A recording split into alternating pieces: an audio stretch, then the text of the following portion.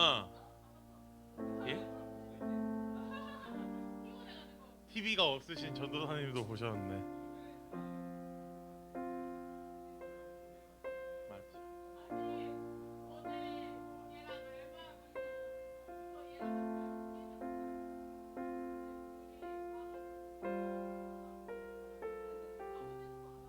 아프리카 TV에 나.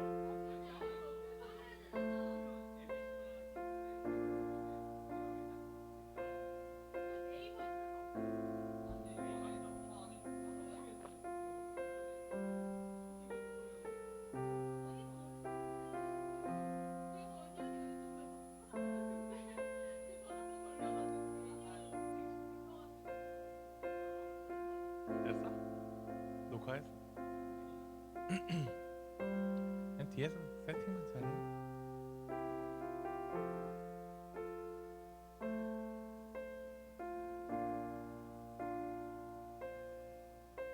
우리 기도 들으시고 청년부 예배 시작하도록 하겠습니다. 하나님 감사합니다. 오늘 이 오후의 시간을 허락하시고 하나님을 예배할 수 있도록 허락하여 주셔서 감사합니다. 하나님, 환절기가 도래했습니다. 하나님, 이 시간들 가운데서 아프고 지치는 영혼들도 분명히 생겨날 수 있겠지만 하나님, 그 모든 것 주님 아시오니 온전히 주님만 예배하는, 찬양하는, 경배하는 우리 드리머 되게 소망합니다. 이 시간들 가운데 함께하여 주십시오. 예수님의 이름으로 기도합니다.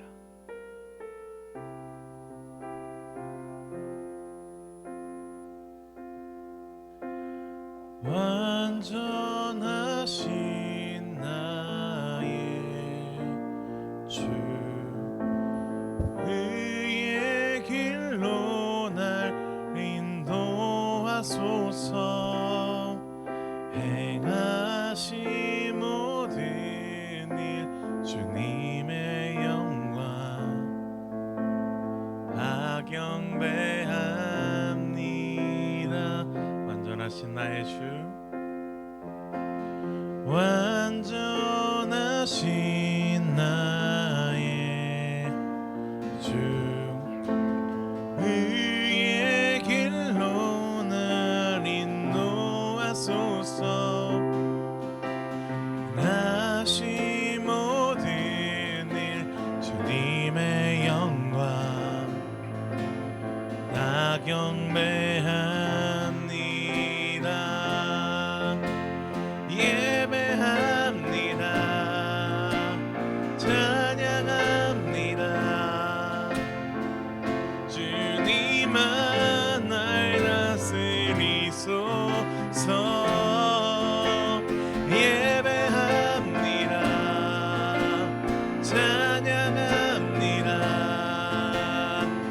주님 홀로 높임받으 예배합니다. 예배합니다. 찬양합니다. 주님만 날 다스리소서. 예배합니다. 찬양합니다. 주님 홀로로 우리 한 번 더 고백합니다. 예배합니다. 예배합니다. 찬양합니다. 주님만 날 다스리소서. 예배합니다. 찬양합니다. 주님 홀로 높임받 주님 홀로 높임받으소서. 주님 홀로 높임받으소서. 주님 홀로 높임받으소서.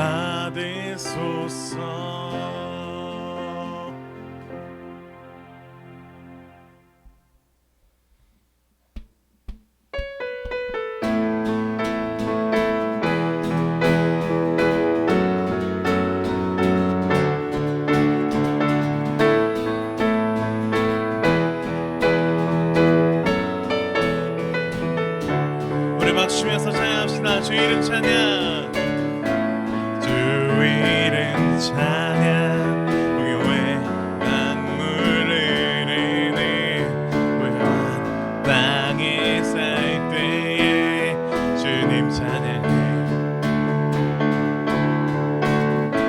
주 이름 찬양 거칠은 광야와 같은 인생길 걸어갈 때도 주님 찬양해 모든 축복 주신 주님 찬양하리 어두운 날이 다가와도 난 외치리 주의 이름을 찬양해 주의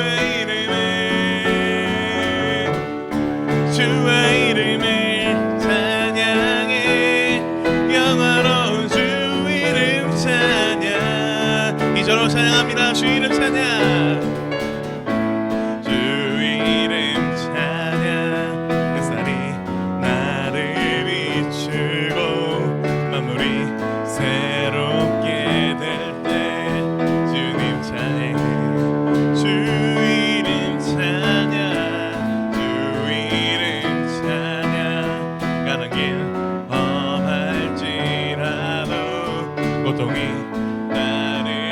따를지라도 주님 찬양해 모든 축복 주신 주님 모든 축복 주신 주님 찬양하리 어두운 날이 다가와도 난 외치리 주의 이름을 찬양해 주의 이름을 찬양해 영화로운 주 이름 찬양 주의 이름을 찬양해 주의 이름을 찬양해 영화로운 주 이름 찬양 주님은 주시며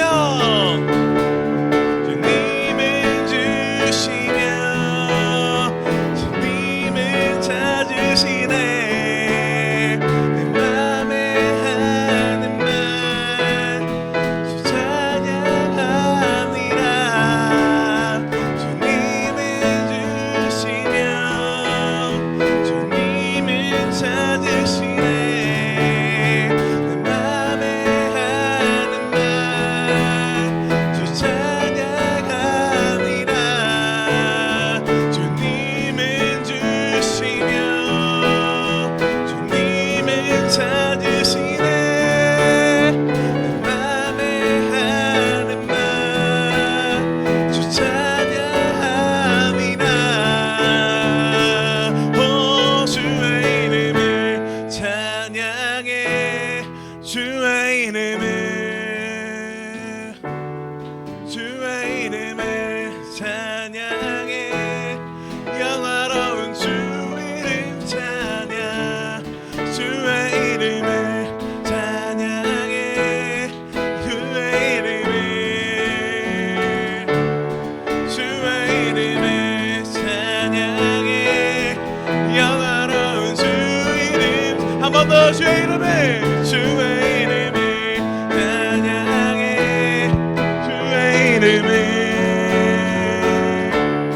주의 이름을 찬양해 영화로운 주 이름 찬양 함께 고백합시다 주 사랑해요 주 사랑해요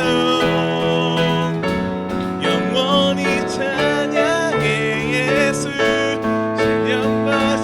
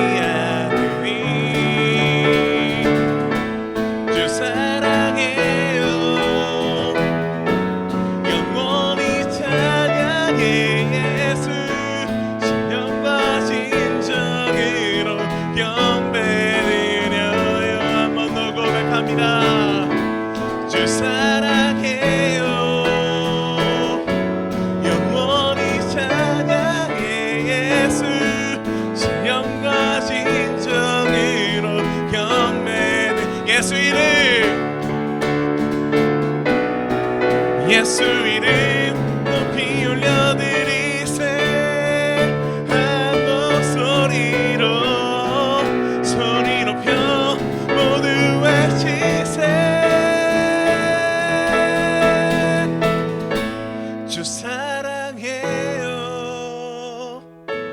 영원히 찬양해 예수. 신령과 신정으로 경배 드려요. 주 사랑해요. 영원히 찬양해 예수. 신령과 신정으로 경배 드려요. 주 사랑해요. 주 사랑해요. 영원히 찬양해 예수. 신령과 신정으로 경배 드려요. 우리 마지막으로 고백합니다. 주 사랑해요. 주 사랑해요. 영원히 찬양해 예수. 신령과 신정으로 경배 드려요. 우리 하나님께 영광의 박수 올려드리시라.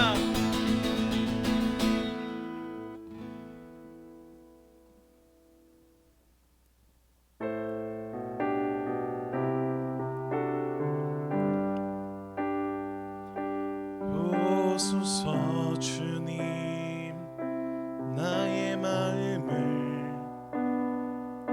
선한 것 하나 없습니다.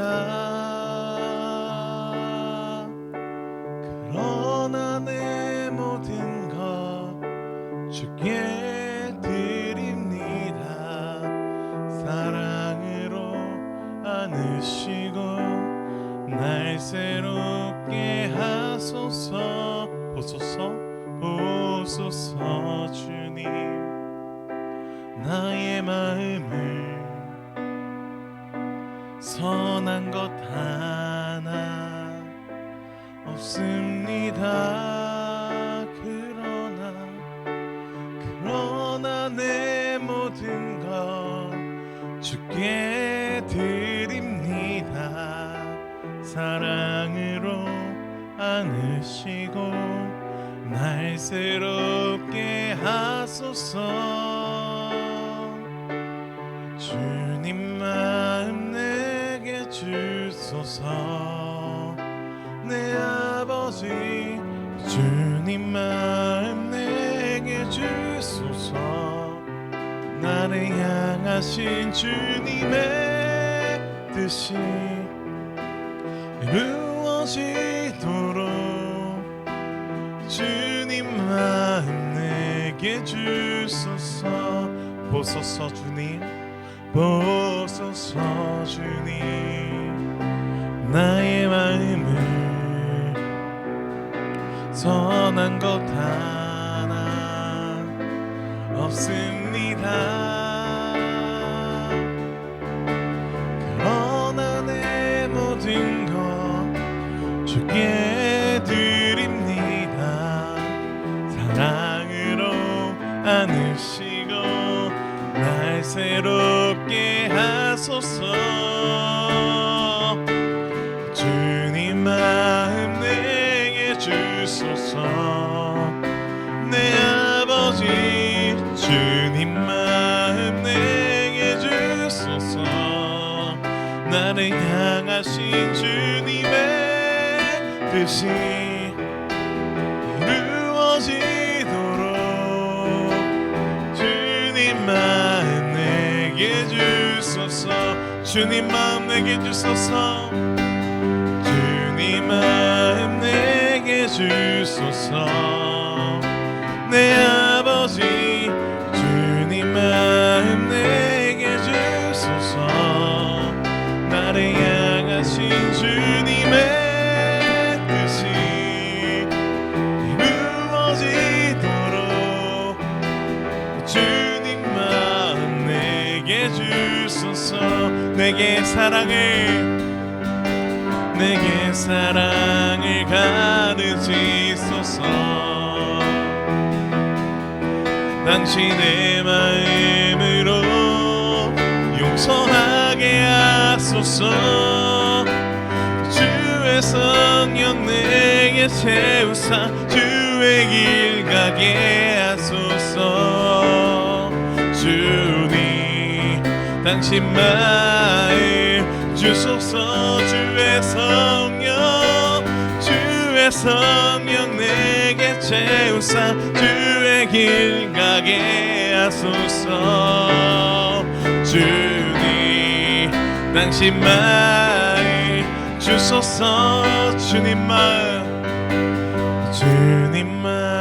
내게 주소서. 내 아버지 주님 마음 내게 주소서. 나를 향하신 주님의 뜻이 이루어지도록 주님 마음 내게 한 번 더 고백하겠습니다. 주님 마음 내게 주소서. 내 아버지 주님 마음 내게 주소서. 나를 향하신 주님의 뜻이 이루어지도록 주님 마음 내게 주소서. 우리 함께 고백합시다. 주님을 보게 하소서. 주님을 보게 하소서. 나를 붙드소서. 내 뜻과 내 생각 내려놓고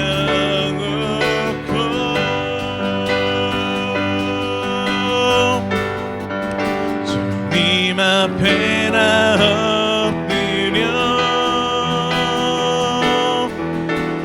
주의 음성 기다리니 나를 부르실 때 믿음으로 걸어가리.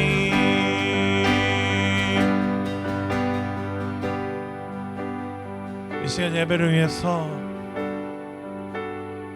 또한 말씀 전하신 이석주 전사님 위해서 각자 주어진 자리에서 주여 한번 외치고 기도하겠습니다. 주여.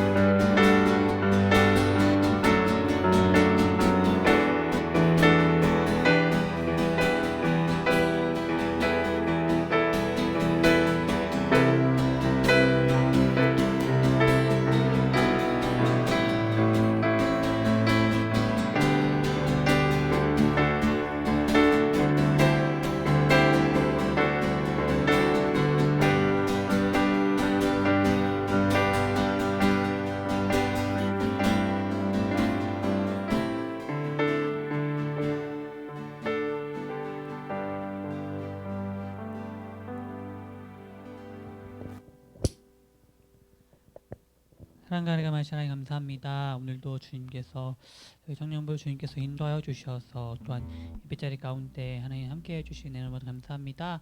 하나님 우리가 주님을 찬양한 것처럼 오직 주님만을 예배하고 주님만을 찬양하고 주님만을 바라보는 시간 될 수 있도록 주께서 인도하여 주시옵소서. 또 우리가 한 주를 살아가면서 수많은 죄악들을 가지고 나옵니다. 하나님 우리 이 시간 하나님 그 죄악들을 하나님 앞에서 내려놓게 하여 주시옵고 온전히 우리가 다시 한번 주님 앞에 돌아오는 청년들 될 수 있도록 주께서 붙잡아 주시고 인도하여 주시옵소서.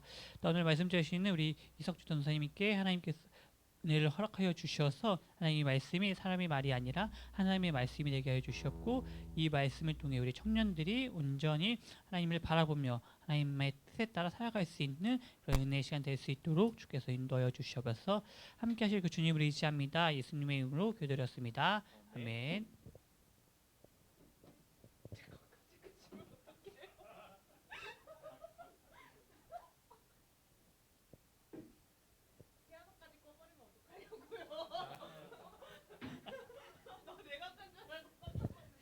자, 잠깐 나간 사람들이 들어오면 시작할까요? 어딜 다 그렇게 간 거야? 그렇죠, 그렇죠. 네, 추정이 됩니다. 다 잘 지냈나요? 아이고, 못 지는 것 같아? 그럴 수 있지. 우리의 인생에는 뭐 많은 것들이 사라지곤 합니다. 아, 나는 검정 머리가 조금씩 사라지고 있어가지고. 아니 지금 친구랑 카톡하다가 카톡 프사를 봤는데 고등학교 때 친구인데 와 얘가 반백이 된 거야. 와 걔네 학원 선생님 하고 있는데 와 진짜 애들이 말을 진짜 안 듣나 보다 막 이런 생각을 하고 아무튼 감사합니다. 아, 다들 한 주 잘 지내셨나요? 아, 휴일이 또 있었고 아, 우리가 지난 본 지가 얼마 안 됐구나 그지? 어, 잘 살아있니? 나이별로 다 죽어가는 나는 나를 알기 때문에 일찍 갔는데 또 가니까 진짜 일찍 갔네.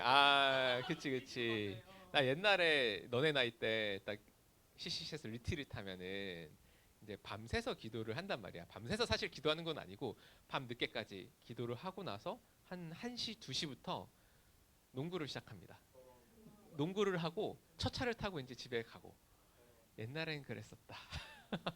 20대 초반에 20대 초반에는 뭐든지 가능한 나이인 것 같아요.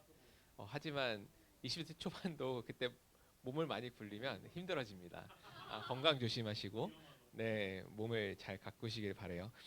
오늘은 이제 마음이 깨끗한 사람 다 같이 개역 개정으로 한번 마태복음 5장 8절을 같이 읽어볼까요? 시작. 마음이 청결한 자는 복이 있나니 그들이 하나님을 볼 것이요. 아멘. 여러분의 마음에는 뭐가 있나요 지금? 아, 주님 맞아요. 우리 같이 찬양했는데 오늘 찬양 너무 좋았어요. 와 그냥 같이 한 시간 정도 찬양만 해도 참 좋지 않을까라는 생각을 가능은 합니다. 예. 뭐 그런 생각도 하고 메시지는 거의 없어도 우리가 주님을 예배하고 또 찬양에 사실은 성경 말씀으로 된 찬양들도 많이 있기 때문에 우리가 또 그런 고백들 할 수 있는 시간들을 언제 한번 가져보면 좋겠다라는 생각을 해요. 사람들은 누구나 마음에 어떤 거를 품고 가죠. 저는 요즘에 과제가 오늘 밤까지 내야 되는 과제가 설교 10편을 읽고 이제 피드백을 이제 교수님이 쓰신 설교 그래서 피드백을 해서 이제 보내는 게 과제인데 아직 4편을 못 읽어서 다행히 듣는 건 아니라 그 텍스트를 주셔서 아무튼 그런데 그런 과제 내가 아직 해내지 못한 과업들 내가 해야 되는데 어, 마감일은 다가오는데 그런 것들이 아직 다 안 돼 있을 때 그런 것들이 우리의 마음을 채우기도 하는 것 같아요. 어떤 경우에는 사랑에 빠졌어. 그럼 그 사람이 계속 생각이 나죠. 그 사람이 뭘 좋아하는지, 뭘 싫어하는지, 내가 어떻게 하면 그 사람이 기뻐할지 이런 것들을 우리가 생각하고 그 사람이 계속 생각나고 막 이렇게 우리의 마음을 막 이렇게 충만하게 한다라는 거죠. 전 여러분이 건강한 사랑을 하기를 응원합니다. 그 유튜브 보면서 우리의 연애관이 참 재밌다, 귀엽다, 서로 다 다르다. 근데 그 다른 사람들이 서로 다 다른 사람들이 또 만나서 연애를 하는 건데 참 그렇기 때문에 이 사랑이 감정만으로는 할 수 없는 것도 같다. 라는 생각들도 좀 해보게 돼요. 근데 사실은 이런 사랑을 하게 되면은 되게 좋은 거잖아요. 너무 아름답고 우리는 평생 그런 사랑을 하면서 살아가기를 바라는데 근데 그 사람이 너무 크게 보여서 어떤 경우에는 그 사람이 너무 크게 보여서 내 옆에 하나님께서 또 사랑하라고 맡겨주신 다른 형제 자매들 아니면 이웃들이 보이지 않는 경우도 종종 생기는 것 같아요. 더 나아가서 그 사랑하는 사람이 너무 크게 보여서 하나님보다 더 크게 보이는 거지.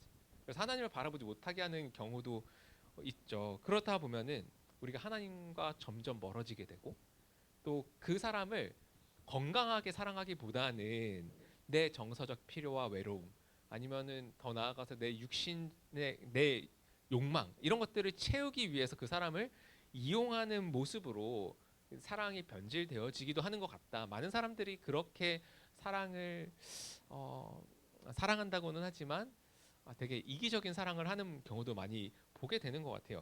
참 안타까운 일이죠.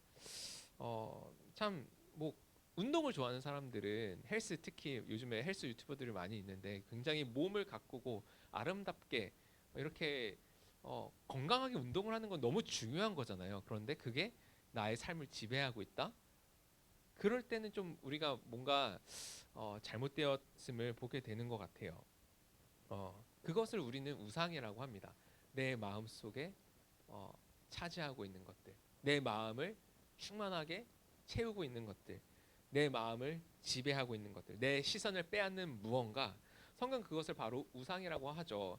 금송아지 만들고 뭔가 뭐 불상 같은 그런 눈에 보이는 그런 우상들도 있지만 우리 마음 속에 우리의 마음을 지배하고 있는 하나님이 계셔야 되는 나의 마음의 보좌에 하나님이 아닌 다른 무언가가 앉아 있다면 그것이 여러분의 우상이라고 할 수 있겠죠. 그게 되게 좋은 걸 수 있어요.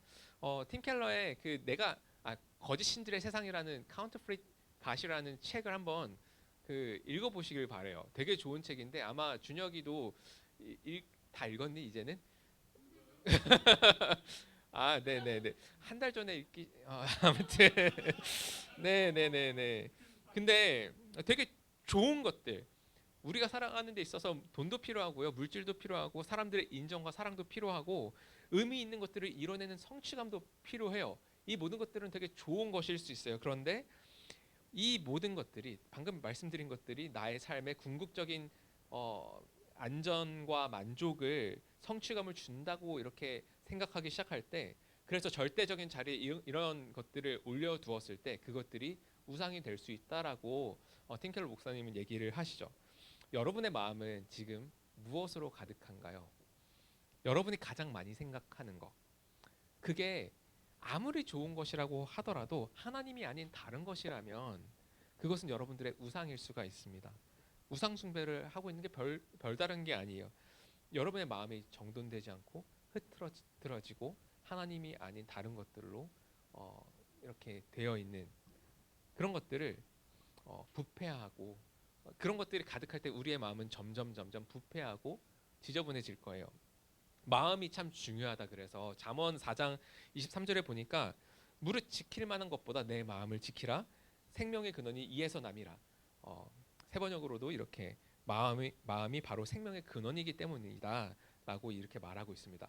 제가 이제 아신대학교를 다니고 있어요. 양평에 있습니다.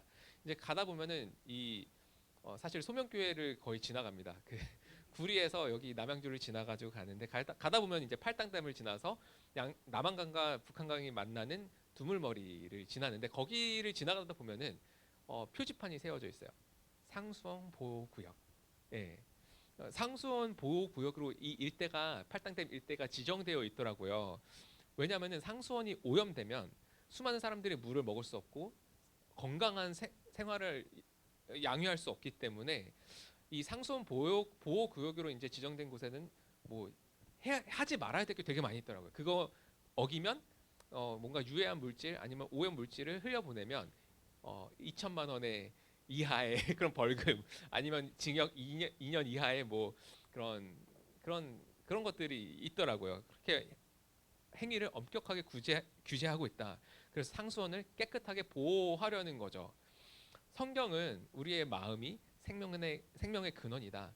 우리 마음의 상수원이다라고 얘기를 하고 있는 거예요. 우리가 어떤 마음을 품고 살아가느냐에 따라서 우리의 삶이 바뀌어진다. 그렇기 때문에 오늘 본문에서 예수님은 마음이 깨끗한 사람은 복이 있다 말씀하시는 거죠. 그렇다면은 우리는 어떻게 마음을 깨끗하게 할 수 있을까? 노력하면 될까요? 열심히 노력하는 거야. 애쓰는 거야. 열심히 뭔가 이것도 해보고 저것도 해보고 내 마음을 이렇게 묵상도 해보고 아니면은 그 명상도 해보고 가만히 있어 보이기도 하고 그렇게 열심히 하면 될까?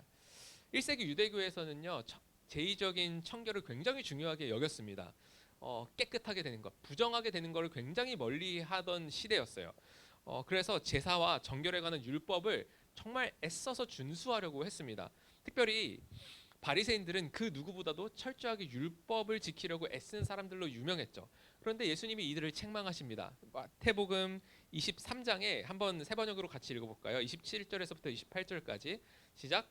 율법학자들아 바리새파 사람들아 위선자들아 너희에게 화가 있다. 너희는 회칠한 무덤 같기 때문이다. 그것은 겉으로는 아름답게 보이지만 그 안에는 죽은 사람의 뼈와 온갖 더러운 것들이 가득하다. 이와 같이 너희도 겉으로는 사람들에게 의롭게 보이지만 속에는 위선과 불법이 가득하다. 뭐예요? 바리새파 사람들은 굉장히 깨끗해지려고 애쓰던 사람들이었어요. 그런데 그들의 그런 애씀으로는, 그들의 노력으로는, 그들의 행위로는 그들이 정결하게 될 수 없다라고 하나님은, 예수님께서는 말씀하고 계신 것이죠. 잠깐은 겉으로 깨끗한 척할 수 있어요. 그렇잖아요. 우리는 스스로를 괜찮은 사람으로 굉장히 포장하는데 능숙한 사람들일 수 있어요. 여러분은 어떠신가요? 근데 여러분의 마음은 또 어떠신가요? 문제는 우리의 마음이라는 것이죠. 겉과 속이 다른 것을 뭐라고 하죠? 위선이라고 합니다. 바리새인들은 겉은 굉장히 깨끗해 보이지만 속 마음이 부패한 것들로 가득한 위선자들이다. 예수님 보시기에는 그렇게 보이셨던 거예요.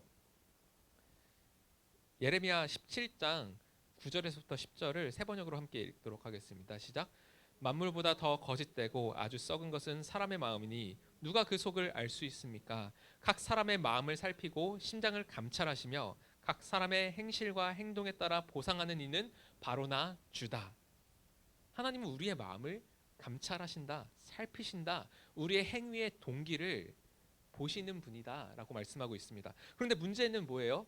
우리의 마음이 만물보다 더 거짓되고 썩어 있다라는 데 있습니다. 우리가 어떻게 하면은 이 거짓되고 썩어 있고 그래서 악취가 나는 우리들의 마음을 깨끗하게 청소할 수 있을까? 우리가 아무리 애써도 힘써 율법을 지켜도 안 된다면 그것이 어떻게 가능할 것인가? 김남준 목사님이라는 분이 그 마음의 청결을 말씀하시면서 이것은 마음이 텅 빈 상태가 아니라 오히려 하나님의 사랑이 가득 차서 다른 것들에 대한 사랑이 사라진 상태라고 이렇게 설명을 하시더라고요. 동의가 됐어요. 왜냐하면은 방금 말했던 것처럼 우리는 하나님이 아닌 다른 것들을 사랑하는 존재더라고요. 뭔가를 사랑해야지만 뭔가를 사랑하면서 살아가는 존재라는 거죠. 로버트 멍어라는 분이 쓴 내 마음 그리스도의 집이라는 책이 있습니다. 혹시 읽어보신 분 있나요? 심각합니다. 심각한 건 아니고 괜찮아요. 근데 너무너무 추천하는 책이에요. 일단 되게 짧고요. 소책자예요. 한 20분에서 30분이면 한 권을 집중해서 읽으면 그 정도면 읽을 수 있습니다. 아직 이 책을 안 읽어보신 분이 있다면 읽어보시길 바래요. 그리스도인의 삶에 대한 굉장히 깊은 통찰과 도전이 있는 책인데요. 이 책에서 우리의 마음을 집이라고 표현을 해요. 그래서 초반부에 주인공은 이렇게 말합니다. 그리스도께서 내 마음에 들어오신 후에 새로이 발견한 교제의 기쁨 가운데 나는 그분께 주님, 저는 저의 이 마음이 주님의 것이 되기를 원합니다. 저는 주님께서 지금 내 마음 이곳에 정착하셔서 온전히 안주하시기를 원해요. 그리고 이 집에, 잘 들으세요. 이 집의 모든 것을 당신의 것처럼 사용하시기를 원합니다. 뭔가 그 뉘앙스를 아시겠죠? 당신의 것인 것처럼 사용하기를 원합니다. 당신께 이 집을 구경시켜드리고 몇 가지 특징도 소개해드리죠. 그래야 당신께서 마음을 푹 놓고 이렇게 쉬시고 또 저와 함께 이곳에서 더 풍성한 교제를 가지게 되실 테니까요 라고 말합니다. 그랬더니 이제 예수님이 아주 기꺼이 그 사람의 마음의 집을 찾아오셨고 그 마음을 거처로 삼으신 것을 기뻐하셨다라고 이렇게 기록되어 있어요. 써 있어요. 그러면서 주인공이 뭐 하냐면은 그 집에는 여러 가지 그 방들이 있잖아요. 주인공의 관심사가 이렇게 전시되어 있는 서재를 보여드리고요. 또 내 욕구가 무엇인지 보여주는 주방을 이렇게 예수님한테 보여드립니다. 손님을 맞이해서 교제를 하는 응접실, 거실을 예수님께 보여드리고 거기서 이제 뭐 하루에 1시간씩 만나서 대화하자 뭐 이런 이야기를 합니다. 또 무언가를 만들어내는 작업실, 자신이 즐거워하는 여행거리들이 있는 오락실, 게임룸, 그리고 사랑이 이루어지는 침실, 남들에게 보이고 싶지 않은 찌꺼기들 같은 것들을 숨겨둔 벽장 같은 것도요. 예수님이 여기 뭔가 냄새가 이상한데 해서 이제 보여주게 되는 그런 식으로 이렇게 이야기가 진행돼요. 마지막에 가서 주인공은 이렇게 말합니다. 이제껏 나는 그리스도를 위해 나의 이 마음을 깨끗하게 하고 그분께 쓸모 있게 되기 위해서 노력해 왔지만 너무 힘들다. 내가 어느 한 방을 청소하면 다른 방에 먼지가 너무 쌓이는데, 큰 집이었나 봐요, 여러분. 내가 2층을 청소하면 1층이 벌써 먼지투성이가 되어 있다. 나는 정결한 마음과 순종의 삶을 계속 유지하느라고 너무 피곤해. 너무 지쳐 있다. 나는 그것을 감당할 수가 없어. 이렇게 탄식합니다. 주인공은 뭐예요? 결국 자기의 힘으로는 마음을 깨끗하게 할 수 없다라는 것들을 깨닫고 인정합니다. 여러분은 어떠세요? 여러분도 좀 그렇지 않나요? 아무리 애써 보아도 우리의 노력은 그리 오래 가지 않습니다. 늘 부족하죠. 우리의 힘으로는 우리의 마음의 정결을 유지할 수가 없어요. 뭔가 이 책에서 처음에 주인공이 예수님을 마음의 집에 초대하잖아요. 그런데 아까 제가 조금 주목해 보라는 부분, 이 집의 모든 것을 당신의 것처럼 사용하시기를 바랍니다라고 이제 주인공이 예수님한테 얘기를 해요. 뭐예요? 예수님은 여전히 손님인 거예요. 집주인은 여전히 주인공인 거예요. 집 주인으로서 주인공은 예수님이 집에서 편하게 머무실 수 있도록 깨끗하게 유지하려고 애쓰지만 이내 그것이 불가능하다. 어떡하지? 라고 이렇게 탄식하고 있는 거예요. 그런데 이 말미에 가서 어떻게 주인공이 변화냐면, 내가 할 수 없는데 예수님이 아까 그 벽장 있잖아요. 악취나는 벽장을 이제 깨끗하게 치워주시거든요. 이제 말끔하게 치워주신 것들을 기억하고, 예수님이 나의 삶에 나의 마음을 깨끗하게 하실 수 있는 분이구나라는 것들을 깨닫고, 그러면은 그분이 이 집의 주인이 되면 되겠네.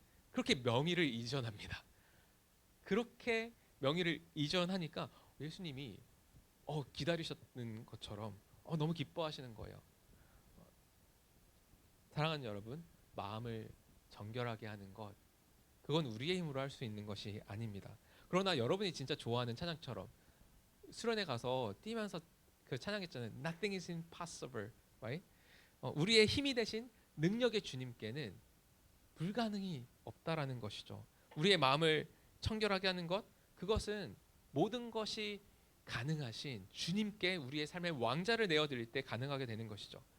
예수님께 우리의 마음의 집에 명의를 들여서 그분을 내 인생의 주인이라고 인정할 때, 그분의 손에 우리의 마음을 내어 맡길 때, 그분은요 우리의 마음을 구석구석 성령의 불로 깨끗하게 치우실 거예요. 그러니 중요한 것은 우리의 마음의 보좌에 누가 앉아 있느냐 하는 것이죠. 지금 여러분의 마음에는 누가 앉아 계시나요? 우리는 예수님을 영접하고 우리의 마음의 주인으로 예수님을 모셔드린 이후에도요, 사실 계속 나의 자아가, 나의 욕심이 불쑥불쑥 튀어나온 것들을 경험해요. 수련회를 가거나 예배를 드리거나 순모임과 같은 양육을 받거나 말씀을 공부하면서 우리는 마음이 뜨거워지는 경험들을 종종 합니다. 그러나 그 뜨거워진 마음 얼마나 가시나요? 불씨 같았던, 그죠? 불씨 대표단 여러분, 그 불씨들은 몇 주 가셨나요? 여러분 그 불씨가 계속 활활 타오르고 계신가요? 너무 쉽게 사그라드는 것들을 우리는 경험합니다. 바쁜 일상, 그 바쁜 하루하루를 살아가면서 주님과의 시간이 점점 뒷전으로 밀려나기 시작합니다. 안목의 정욕, 육신의 정욕, 이생의 자랑 같은 것들이 우리의 마음을 침투해 들어옵니다. 어떻게 해야 될까? 우리의 눈은 하루에 몇 번 정도 깜빡일까요? 누가 세봤는지 그냥 어떤 글에서 그렇게 봤어요. 한 2만 5천 번 정도 깜빡인다고 평균적으로 그렇게 누가 통계를 내봤다고 해요. 그렇게 깜빡일 때마다 뭐 하는 거예요? 왜 우리는 깜빡여요? 이제 눈물샘에서 눈물이 나오고 그 눈물이 우리의 안구를 깨끗하게 닦아주는 거예요. 그래서 먼지가 들어오거나 꽃가루가 들어오더라도 그런 이물질들을 밖으로 배출해서 계속 우리의 안구를 깨끗하게 유지하는 거죠. 우리가 의식하지 않아도 우리 눈꺼풀은 계속 지금도 깜빡이고 있어요. 이와 마찬가지로 우리의 마음의 눈도 계속 청결하게 할 수 있도록 해야 합니다. 우리의 마음에 이물질이 들어올 때마다 우리는 계속해서 우리의 마음을 청소해야 되는 거죠. 이것을 우리는 뭐라고 해요? CC 순장님 여러분, 영혼의 호흡이라고 합니다. 그렇죠? 우리가 지금도 호흡하면서 이산화탄소를 비롯해서 노폐물을 내뱉고 있어요. 그리고 산소를 공급받습니다. 그래야 우리가 살아요. 마찬가지로 우리가 우리의 영혼의 이 노폐물들을, 죄악들을 다시 내가 나의 삶의 주인이 되어서 살아가는 그런 나의 태도들을 이렇게 고백하고 회개하고 다시 하나님께서 나를 채워주시도록 성령을 계속 들이마시는, 성령 충만을 구하는 그런 영혼의 호흡을 우리가 하면서 계속해서 이 마음을, 청결을 유지하는 것이 우리의 라이프 스타일이 되어야 한다.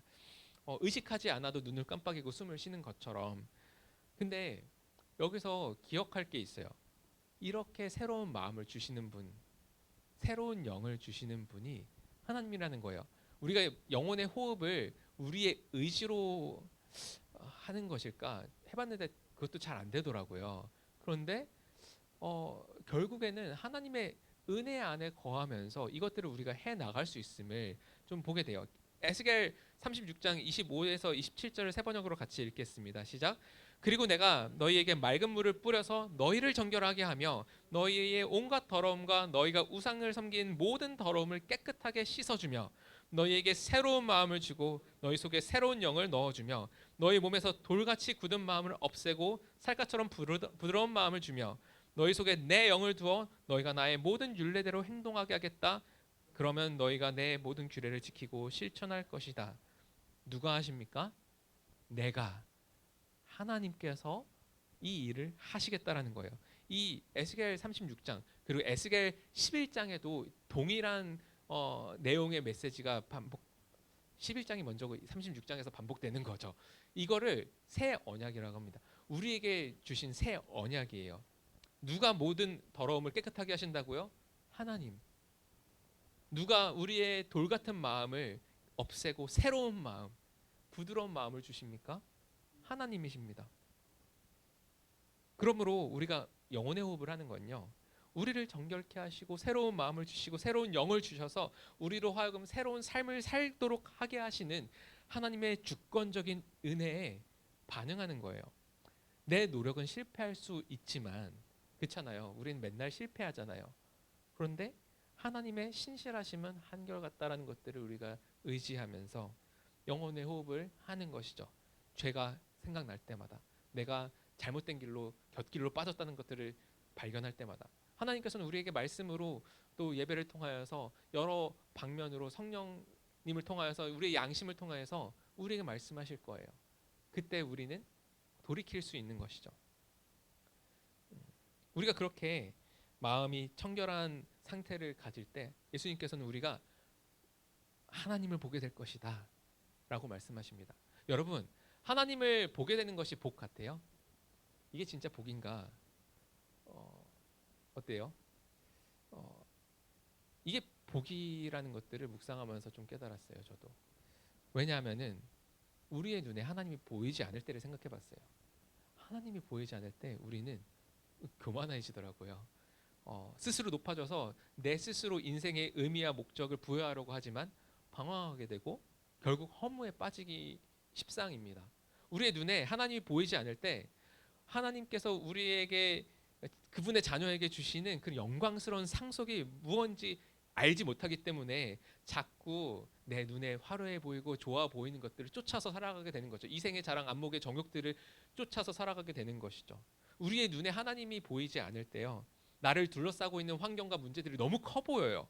그래서 그것들이 우리의 삶을 압도하고, 그래서 염려와 걱정과 두려움이 우리의 마음을 지배하기도 합니다. 그렇기 때문에 우리의 눈에 하나님이 보이는 것은 복이죠.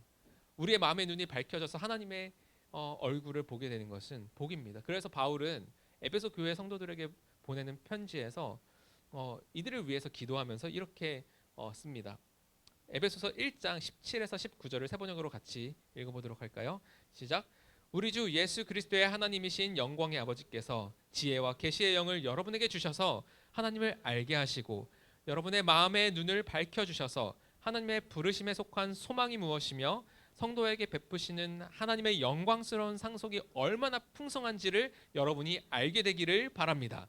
또한 믿는 사람들인 우리에게 강한 힘으로 활동하는 하나님의 능력이 얼마나 엄청나게 큰지를 여러분이 알게 되기를 바랍니다. 아멘. 우리가요 서로를 위해서 기도하시죠?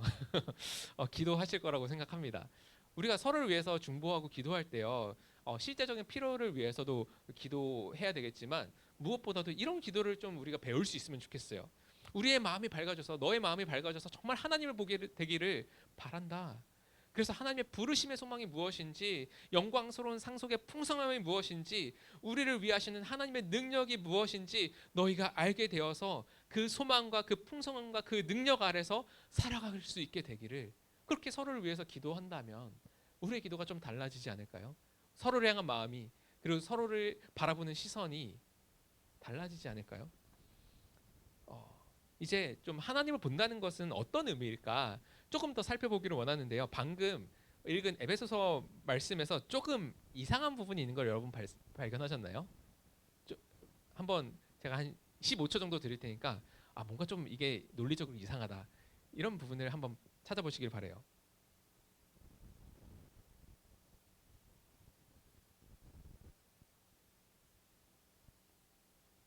성경에서 잘못된 부분을 찾으라는 건 아니에요.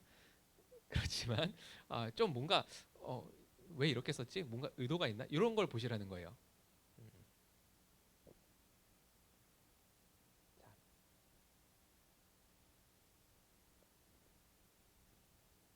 네, 대충 15초가 지난 것 같은데 혹시 뭐가 있을까요?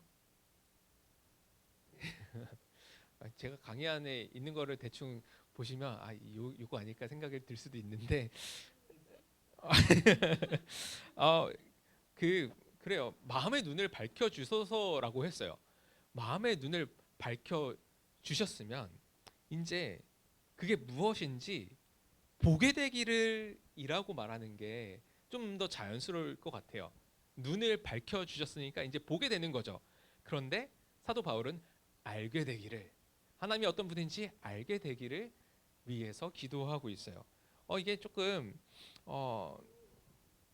되게 여기서 쓰인 알게 되기라고 번역된 헬라어가 에피그노세이라는 그런 단어라고 하는데 빈자리가 없도록 하나님을 아는 것으로 가득 채워달라는 그런 굉장히 풍성하게 알아가는 것에 대한 의미를 지니고 있는 단어라고 합니다. 그러니까 이제 여기서 보면은 하나님을 보는 것과 하나님을 아는 것이 굉장히 동일한 의미로 사용되고 있음을 좀 우리가 발견할 수가 있겠죠. 그렇다고 합니다.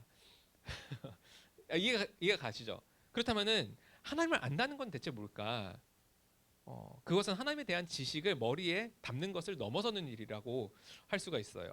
제임스 패커라는 굉장히 유명한 신학자가 그의 책 하나님을 아는 지식 이 책도 노잉 갓이라는 굉장히 중요한 책입니다. 여러분이 기회가 되시면 이건 좀 두꺼워요. 이건 좀 심사숙고해서 읽어야 되는 책이지만 너무 좋습니다. 그래서 읽어보시기를 바래요. 근데 여기서 신앙에는 두 종류가 있다고 얘기를 합니다. 바로 하나님에 대해서 아는 것, knowing about God, 하나님에 대해서 아는 것과 하나님을 아는 것, knowing God, 이 두 가지가 서로 다르다라고 얘기를 하고 있어요. 하나님에 대해서 아는 것은 뭘까요? 이건요 인격적인 신앙이 없는 거예요. 하나님과 개인적인 교제 없이 지식적으로 하나님을 배우는 신앙이라고 할 수가 있겠죠. 사실 생각해 보세요. 하나님에 대해서 아는 건요 여러분보다 챗 GPT가 훨씬 잘합니다. 진짜 그래요.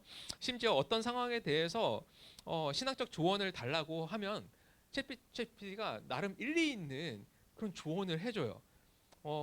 여러분보다 더 많은 것들을 하나님에 대해서 알고 있는 거예요.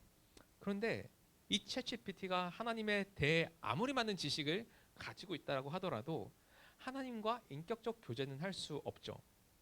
영혼이 없기 때문입니다. 그런데 우리도 어떤 경우에는 이런 표현 많이 쓰죠. 영혼 없이 아무런 인격적인 교제 없이 하나님에 대한 지식만을 쌓을 수가 있습니다.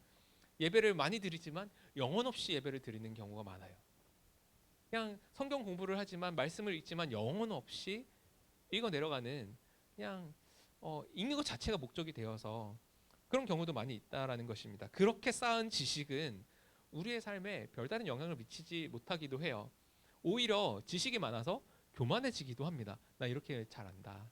이렇게 하는 것이죠. 이와는 달리 하나님을 아는 것, knowing God, 이거는 하나님과의 개인적인 교제를 통해서 성경을 읽고 듣고 연구함으로 지식을 갖추고 그 말씀을 가지고 묵상하고 기도하면서 하나님에 대한 사랑의 감정을 가지고 그때 주신 하나님의 뜻에 의지적으로 순종하는 것까지 포함됩니다. 그렇게 하나님을 알아가는 거예요.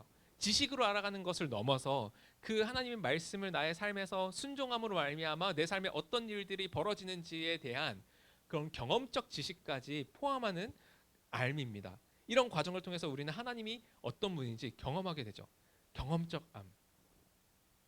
이것이 하나님을 아는 것, knowing God. 그리고 이러한 종류의 알은 우리의 삶을 송두리째 바꾸기도 합니다. 하나님의 영광에 압도되어지는 그런 경험을 혹시 해보신 적 있나요? 하나님의 영광. 그런 경험을 한 사람은요, 하나님을 경외하는 것이 무엇인지 예전에는 성경을 보면서 이게 대체 뭘까? 감이 잘 안 잡히죠. 하나님을 경외하고 두려워하는 것이 뭘까? 근데 그 하나님의 영광의 무게를 실감한 사람들은 그분의 앞에 엎드려서 예배하는 것이 무엇인지 깨닫게 됩니다. 히브리어에서 영광을 뜻하는 카보드라는 단어가 있는데 그 단어는요, 무게라는 카베드라는 단어에서 파생되었다라고 해요. 그러니까 영광의 무게를 우리가 느껴야 되는 거죠. 잠수 해보신 적 있나요? 잠수를 해보신 분들은 알겠지만 수심 아래로 내려가면 내려갈수록 그 물의 무게가 굉장히 압력이 엄청 무거워진다라고 해요. 저도 한 2m까지는 할 수 있는데 그 아래는 못 가봤지만 굉장히 큰 압력을 받게 되는 거죠. 마찬가지로 우리가 주님의 임재 안으로 우리가 들어가면 갈수록 우리는 그분의 영광의 무게에 압도되어서 엎드려지게 됩니다. 그럴 때 우리는 이전과 같은 삶을 살아갈 수가 없어요. 하나님이 지으신 모든 만물에 깃든 하나님의 영광의 흔적을 보는 그런 새로운 시각이 생깁니다. 인류의 역사 가운데 도도하게 흘러가고 있는 하나님의 영광을 발견하게 됩니다. 무엇보다 죄인을 구원하시기 위해서 이 땅에 찾아오신 예수 그리스도 안에서 우리에게 거저 주신 하나님의 영광스러운 은혜를 보고 내가 그 앞에 서게 될 때, 그 영광스러운 은혜가 나를 살렸다는 것들을 깨닫게 될 때 우리는요, 다른 삶을 살아갈 수밖에 없어요. 이 세상을 바라보는 새로운 관점을 얻게 되는 것이죠. 나를 바라보는, 내 이웃을 바라보는, 세상을 바라보는, 역사를 바라보는 새로운 시각이 생기는 거예요. 그렇게 새로운 시각이 생긴 사람들은요, 세상이 말하는 대로 살아가는 것이 아니라 하나님의 영광에 합당한 삶, 하나님께 영광을 돌리는 새로운 방식의 삶을 살아가기 시작할 거예요. 그러니 사랑하는 여러분, 우리가 하나님에 대해서 아는 것을 넘어서 하나님을 알기를 사모했으면 좋겠어요. 우리의 삶에서 하나님이 하나님 되심을 경험할 수 있으면 좋겠어요. 머릿속에서 교리적으로 지식적으로 갇혀있는 하나님이 아니라 우리의 삶을 변화시키시고 의미를 부여하시고 힘을 주시는 그런 하나님을 우리가 좀 경험할 수 있으면 좋겠어요. 우리가 그렇게 하나님을 보기를, 하나님을 알게 되기를 사모하기를 소망합니다. 아멘. 이럴 때는 아멘 하셔야 되는 거예요, 여러분. 그래야 우리의 삶에 소망이 있어요. 그래야 요동치는 현실 속에서 낙망하지 않고 일어날 수 있는 용기를 얻을 수 있어요. 그래야 우리가 척박한 광야 같은 시절을 지날 때에도 우리와 동행하시는 하나님으로 말미암아 그 길을 걸어갈 수 있죠. 진짜 문제는요, 그러니까 나의 눈에 하나님이 보이느냐 보이지 않느냐라는 것입니다. 그래서 다윗은 이렇게 노래합니다. 시편 24편 3절에서 6절을 같이 한 목소리로 읽어보도록 하겠습니다. 누가 주님의 산에 오를 수 있으며 누가 그 거룩한 곳에 들어설 수 있느냐. 깨끗한 손과 해맑은 청결한 마음을 가진 사람, 헛된 우상에게 마음을 팔리지 않고 거짓 맹세를 하지 않는 사람이다. 그런 사람은 주님께서 주시는 복을 받고 그를 구원하시는 하나님께로부터 의롭다고 인정을 받을 사람이다. 그런 사람은 주님을 찾는 사람이요 야곱의 하나님의 얼굴을 사모하는 사람이다. 아멘. 우리 모두가 이렇게 주님을 찾는 사람, 하나님의 얼굴을 사모하는 사람이 되었으면 좋겠습니다. 물론요, 우리가 하나님의 얼굴을 하나님을 본다고 해서요, 하나님의 전부를 다 볼 수 있을까요? 그렇지 않죠. 유한한 인간이 무한하신 하나님을 다 알 수 없습니다. 제가 그 별 보는 걸 되게 좋아하는 것은 그 별을 볼 때마다 이 우주를 창조하신 하나님의 광대하심이 너무 놀라운 거예요. 우리는 그 우주를 우리 눈으로 다 볼 수 있나요? 우리 과학이 막 발전하고 기술이 발전해도요, 우주의 끝을 우리는 다 보지 못합니다. 우리의 상상으로도 잘 가늠이 안 되는 것이 우리의 우주인데, 마찬가지로 하나님은 더 크신, 우리의 마음으로는 다 담을 수 없는 분이죠. 그러나 그 하나님의 신실하심, 그 하나님의 은혜, 그 하나님의 영광을 아주 약간이라도 맛본 사람은 그 하나님을 더 알게 되기를, 그분의 영광을 더 보게 되기를 간절히 사모하게 되는 거예요. 모세가 그랬거든요. 이제 광야에서 모세가 처음 미디안 광야에서 불붙은 떨기나무에 근데 타지 않는 그 떨기나무 가시나무를 보고 하나님의 임재를 경험합니다. 부르심을 받죠. 애굽과 홍해 바다 앞에서 모세는 놀라운 능력으로 이스라엘 백성을 구원하시는 하나님을 경험합니다. 가나안을 향해서 광야 길을 가면서도 모세는 계속 장막에서 회막에서 하나님과 친밀한 교제를 누렸어요. 그러나 모세는 여전히 더 하나님을 알기를 사모했습니다. 그래서 그는 시내산에서 하나님의 영광을 보여달라고 간청합니다. 33절에 18절 한번 읽어볼까요? 시작. 그때 모세가 저에게 주님의 영광을 보여주십시오 하고 간청하였다. 주님의 영광을 보여달라고 간청하는 거예요. 그때 주님께서 대답하시면서 내가 나의 영광으로 너를 지나가게 하고 나의 거룩한 이름을 선포할 거지만 내가 너에게 얼굴은 보이지 않겠다. 너는 잠시 내가 나의 영광이 지나갈 때 바위 틈에 집어넣고 나의 손바닥으로 너를 가려주겠다. 왜냐하면은 나를 진짜 보면 너 죽거든. 그렇지만 내가 나의 영광을 너에게 지나가게 할 거야. 그 뒤에 내가 나의 손바닥을 거두리니 내가 나의 등을 보게 될 것이다. 그러나 나의 얼굴은 볼 수 없을 것이다. 라고 이야기해 주십니다. 우리도 마찬가지죠. 우리는 하나님의 영광을 감당하지 못합니다.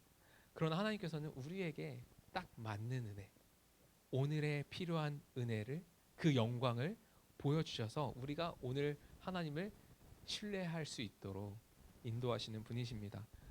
우리가 하나님을 알고 하나님을 본다고 할 때 우리가 되게 정말 예배 드릴 때 그런 경험 하셨나요? 너무 좋고 하나님의 아름다우심이 나의 마음을 압도하는 것 같고 너무 우리를 살리고 감사하고 감격이 되고 영광 속에서 주님 정말 주님이 놀라우신 분이십니다라고 이렇게 고백하게 되지만, 그것은 사실은 우리도 하나님의 등을 정말 살짝 보는 것만으로도 그렇게 우리는 감격한다라는 것이죠.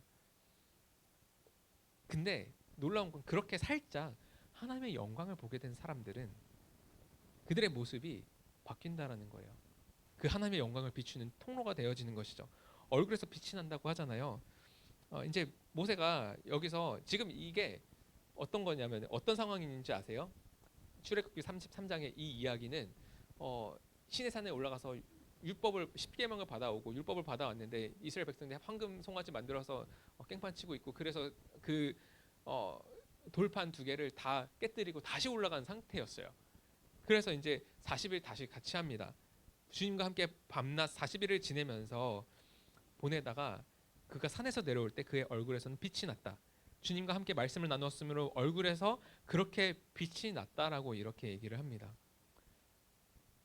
우리가 모세가 그랬던 것처럼 이 하나님의 영광을 사모할 수 있으면 좋겠어요. 주님을 더 알게 되기를, 그분과의 더 깊이 있고 친밀한 사귐을 사모합시다. 지금 내가 주님과 교제하고 있지만 더 친밀하게 사귈 수 있기를, 그 영광 가운데 더 깊이 들어갈 수 있기를, 그렇게 더 사랑할 수 있기를 소망합시다. 그래서 그분의 영광 빛을 리플렉트하는 거예요. 우리가 비춰진 만큼 우리는 그 빛을 리플렉트 반사할 수 있어요. 그 빛, 우리를 통해서 이렇게 비춰지는 하나님의 영광의 빛이요, 이 세상을 새롭게 할 거예요. 이제 말씀을 맺으랍니다. 우리가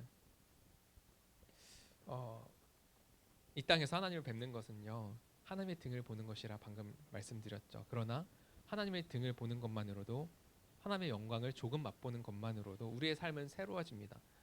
여러분도 그러지 않으세요? 그런데 여러분이 하나님을 다 안다고 생각하지는 마시길 바랍니다. 하나님은 광대한 분이에요. 그분을 더 알게 되기를 사모합시다. 더 선명하게 보게 되기를 사모합시다. 이렇게 하나님 뵙기를 사모하게 되면 우리는 자연스럽게 주님이 다시 오실 그날을 소망하게 될 거예요. 왜 그래요? 고린도전서 13장 12절 같이 읽어볼까요? 지금은 우리가 거울로 영상을 보듯이 희미하게 보지만은 그때에는 얼굴과 얼굴을 마주하여 볼 것입니다. 지금은 내가 부분밖에 알지 못하지만은 그때에는 하나님이 나를 하신 것 같이 내가 온전히 알게 될 것입니다. 그리고 또 요한도 이렇게 똑같이 이야기합니다. 그리스도께서 나타나시면 우리도 그와 될 것임을 압니다. 그때 우리가 그를 참 모습대로 뵙게 될 것이기 때문입니다. 아멘. 상상이 되시나요? 이게 그려보셔야 돼요. 여러분의 마음속에 이 모습은 어떤 모습일까? 주님을 정말 온전하게 알게 되는 것은 과연 어떠한 의미일까? 우리가 그럴 때 우리의 영혼은 얼마나 더 기쁘고 감격스럽고 감사하고 찬양으로 터져나오게 되어지는 그런 경험들을 하게 될까?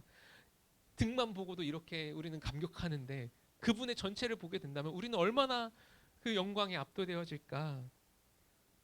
우리가 이 소망을 가지고 이미와 아직 사이를 살아갈 수 있으면 좋겠어요. 우리의 삶의 현장이 아무리 힘들고 고되도 우리의 문제보다 훨씬 더 크신 하나님이 보이면, 그 하나님의 영광 가운데 거하면 우리는 우리의 삶을 넉넉하게 감당할 수 있을 거예요. 그러니 지금 비록 힘들고 어려워도 우리의 마음을 지키며 오늘의 흡족한 은혜를 주시는 하나님을 바라보고 의지하며 하루하루 걸어가는 우리가 되기를. 그래서 언젠가 그날에 하나님의 어린 양과 보좌 앞에서 하나님을 예배하며 결국 하나님의 얼굴을 뵙게 되는 우리 모두가 되기를 주님의 이름으로 축복합니다. 아멘. 같이 이 시간 찬양할까요? 찬양 한 곡 하고 같이 기도하고 오늘 예배를 주님께 올려드렸으면 좋겠는데요.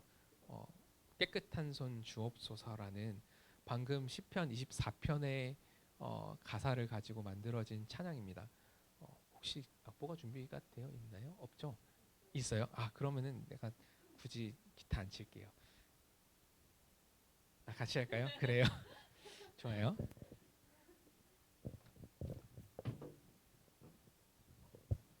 혹시 이 찬양 다 아시나요?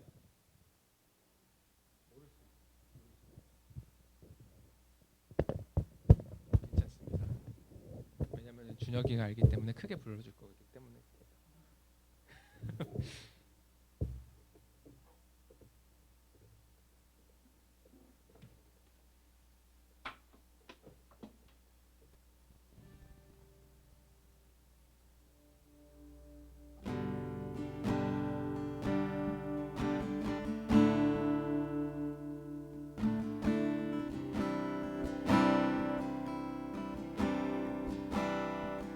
무릎을 보아드리니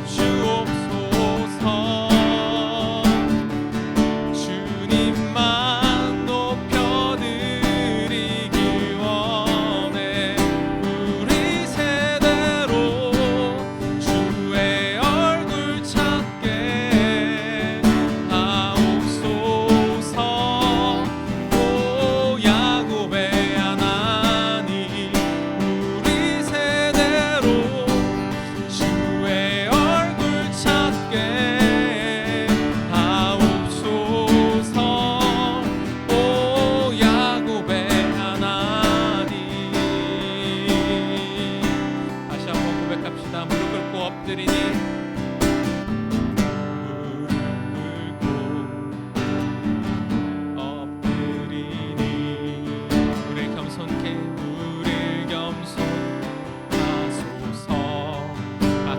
눈을 돌려 악한 데서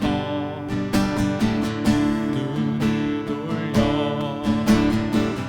모든 우상 버리오니 깨끗한 손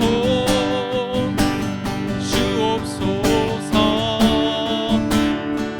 주님만 높여드리길 원해 정결한 마음 주옵소서 주님만 높여드리길 원해 깨끗한 손 주옵소서 주님만 높여드리길 원해 정결한 마음 주옵소서 주님만 높여드리길 원해 우리 세대로 주의 얼굴 찾게 하옵소서 오 야곱의 하나님 우리 세대로 주의 얼굴 찾게 하옵소서 오 야곱의 하나 우리 세대로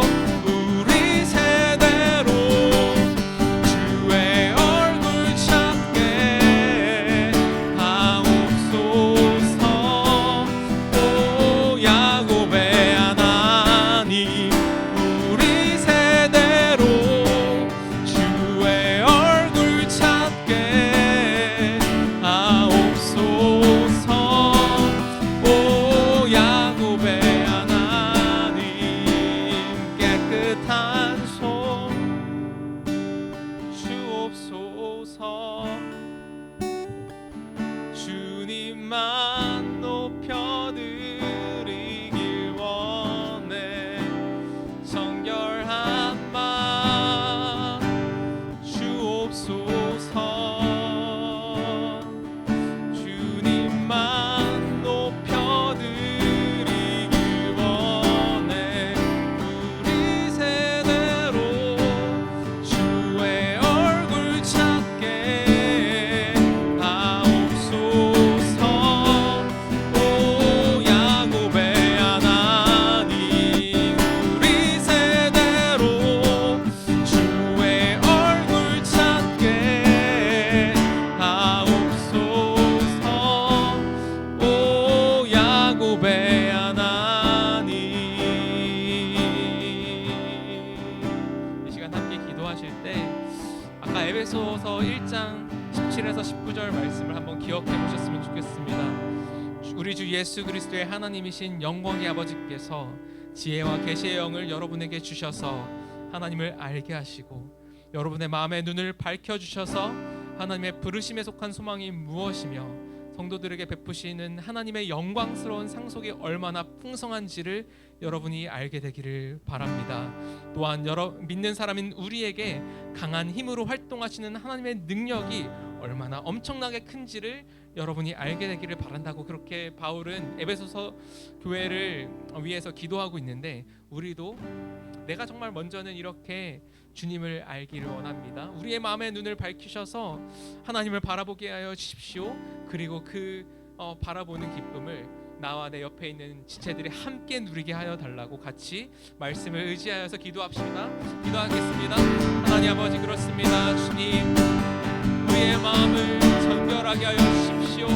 아버지 정말 우리 안에서 모든 더러운 것들을 제하여 주옵소서. 아버지 우리의 노력으로는 아버지 우리의 힘으로는 우리의 마음을 깨끗하게 할 수 없지만 우리 안에 살아계신 주님께서 우리를 찾아오신 성령께서는 성령의 불로 우리의 마음을 정결하게 하실 수 있는 분이심을 이 시간 고백합니다. 주님께서 우리를 깨끗하게 하셔서 우리의 우리의 마음을 정결하게 치우셔서 아버지 우리의 눈으로 아버지 우리의 마음의 눈으로 주님의 영광을 바라볼 수 있게 되어지기를 간절히 소망합니다. 아버지 우리가 정말 무엇을 바라보고 살아가야 하겠습니까? 아버지 우상이 아닌 다른 것들이 아닌 주님을 바라보고 살아가는 저희들 될 수 있기를 소망합니다. 아버지 우리의 마음의 눈을 밝혀주십시오. 지혜와 계시의 영으로 아버지 주님을 알게 하시고 우리의 마음의 눈을 밝혀주셔서 주님의 부르심에 속한 소망을 우리에게 알게 하여 주십시오. 아버지 우리가 무엇을 꿈꾸며 살아가야 하는지 우리가 깨닫게 하여 주시고 아버지 성도들에게 베푸시는 하나님의 영광스러운 상속이 얼마나 풍성한지 깨달아 아버지 우리가 이 세상의 허탄한 것들을 쫓아서 살아가는 것이 아니라 그 주님의 상속을 품은 자들로서 이 세상에서 당당하게 아버지 주님의 자녀로서 살아갈 수 있도록 아버지 은혜를 베풀어 주시옵소서. 또한 믿는 사람들에게 아버지 강한 능력을 베풀어 주시는 그 주님의 능력을 우리가 깨달아 아버지 어떤 상황 속에서도 어떤 환경 속에서도 아버지 우리의 마음이 아버지 두려움과 염려와 걱정으로 아버지 가득하지 않게 도와주시고 오히려 주님으로 말미암은 아버지 우리의 삶을 붙드시는 주님의 그 능력을 바라보므로 말미암아 아버지 평안하고 감사하고 아버지 안전할 수 있는 저희들의 삶이 될 수 있기를 소망합니다. 그렇게 주님의 영광 안에서 우리가 살아갈 때 우리의 삶의 모습이 우리의 삶의 방식이 하나님의 영광을 모르는 이들에게 그 영광의 빛을 비춰주는 그런 리플렉트판으로 반사판으로 우리가 사용되어질 수 있기를 소망합니다. 그렇게 우리의 삶 가운데 주님 빛으로 비춰주시고 아버지 하나님의 영광의 빛을 비춰주셔서 아버지 우리의 어두운 마음을 밝혀주시고 우리의 마음을 새롭게 하여 주옵소서. 그렇게 인도하실 주님을 찬양합니다. 아버지 하나님 주님을 의지합니다. 하나님 아버지 주님을 사모합니다. 주님 얼굴 보기를 원합니다. 아버지 주님 얼굴 볼 때까지 그 나라가 이 땅에 온전히 임하고 우리가 주님의 영광을 온전히 볼 때까지 우리를 이 땅에서 인도하여 주시옵소서. 하나님의 얼굴 빛을 비춰 주셔서 우리가 그 빛을 의지하여서 이 혼탁하고 어두운 세대를 걸어갈 수 있게 하여 주옵소서. 감사드리며 예수님의 이름으로 기도드렸습니다. 아멘.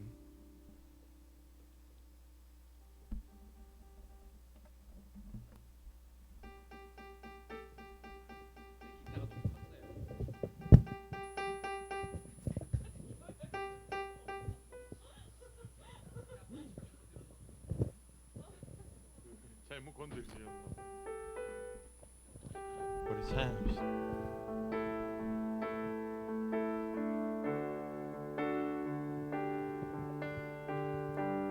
함께 고백합시다. 보여지는 예배 아닌 마음으로 드리는 예배 노래하는 찬양보다 삶으로 고백되는 예배 나를 위한 예배 아닌 주님 뜻을 향한 예배 내 마음과 정성 다하여서 주 앞에 드려지는 예배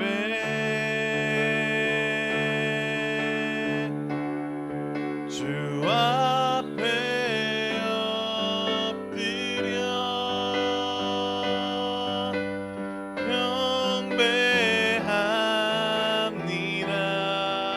경배합니다. 온전한 예배 내 맘의 예배 내 모든 것 받기 합당하신 분 주 앞에 엎드려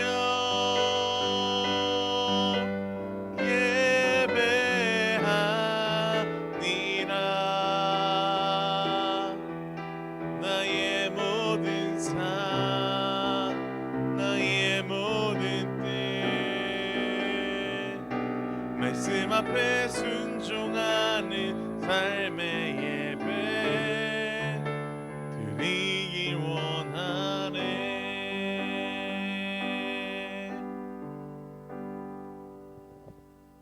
사랑하는 주님, 우리에게 각자에게 말씀해 주신 그 말씀에 우리가 믿음으로 반응하며 심겨진 말씀의 씨앗이 우리의 일상의 삶에서 우리의 현장 속에서 열매 맺기를 소망합니다. 주님을 보기를 사모하고 그 주님과 동행하기를 사모합니다. 그 마음을 담아서 또 우리와 함께 하시는 감사를 담아서 주님께 우리의 마음을 드리오니 주님 기뻐 받아주시고 드려진 예물 가운데 축복하셔서 주님의 나라가 이 땅 가운데 임하도록 하는 그 역사 가운데 자그맣게 사용되어질 수 있도록 함께하여 주옵소서. 감사드리며 예수님의 이름으로 기도드렸습니다. 아멘. 하늘에 계신 우리 아버지여, 이름이 거룩히 여김을 받으시오며 나라의 마옵시며 뜻이 하늘에서 이루어진 것 같이 땅에서도 이루어지이다. 오늘날 우리에게 일용할 양식을 주옵시고 우리가 우리에게 죄 지은 자를 사하여 준 것 같이 우리의 죄를 사하옵시고 우리를 시험에 들게 하지 마옵시고 다만 악에서 구하옵소서. 대개 나라와 권세와 영광이 아버지께 영원히 있사옵나이다. 아멘. 자, 그 시간이 좀 지나서 광고하고 모임 잘하세요. 전 갈게요. 지금? 9분. 네. 전사님 잠시만요. 그걸 먼저 할까? 어떻게 해야 돼? 와. 잠시만요, 전사님. 네, 잠시만요. 일단 광고는 평소랑 다를 게 없고요. 다를 게 없고 이거 빨리 해야 될 것 같아서 전사님 잠깐만 나와주세요. 잠깐만 나와주세요.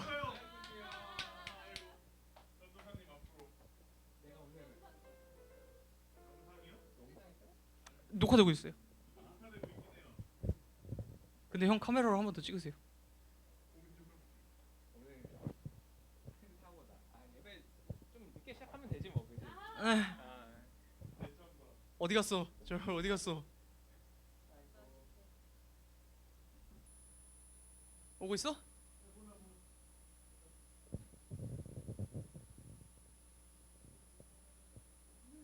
아, 저 촛불 꺼시 보이네. 믿음의 눈으로 볼 수 있습니다. 아. 뭐?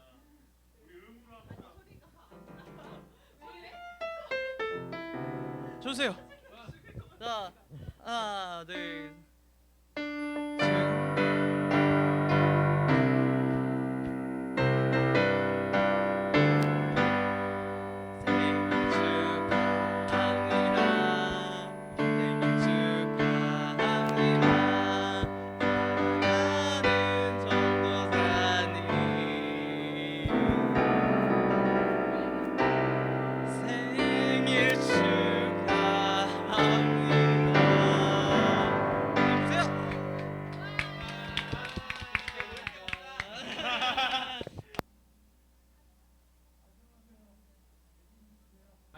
끝.